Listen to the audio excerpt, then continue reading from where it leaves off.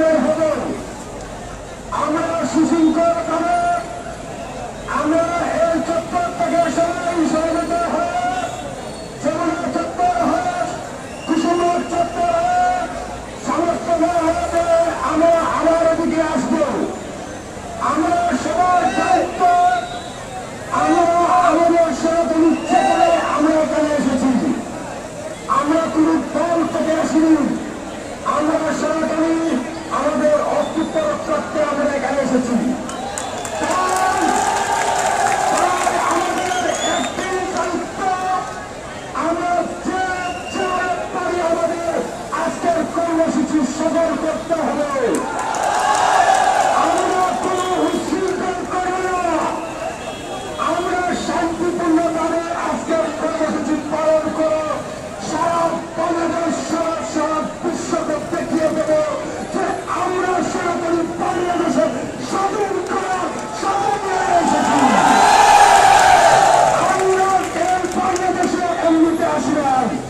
1971 সালের যেরকম পাক বাহিনীর সাথে সম্মিলিত সবাই মিলে সনাতনী যুদ্ধের আসে দেশ স্বাধীন করেছিল।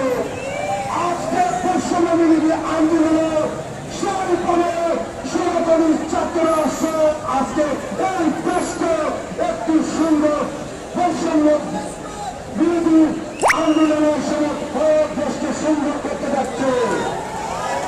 আজকে সেই রূপরেখা থেকে যাচ্ছে আমাদের সনাতনীর উপরে হামলা লুটপা।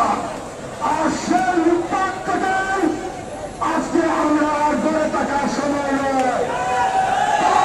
সনাতনীরা সবাই মা বোন ভাই বাবা এখানে আমার অনেক গুরুজন এসে উপস্থিত হয়েছে।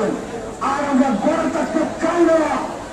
আমাদের গড়ে যদি আক্রমণ করা হয়, আমাদের ঘর যদি বন্ধ হয়, আমাদের মন্দির যদি বন্ধ হয়, তাহলে আমরা কেন করে থাকবো?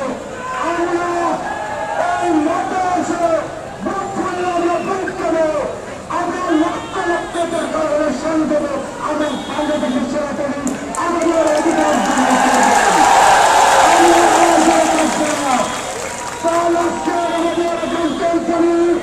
আমাদের সেই আজ কথা দাবি।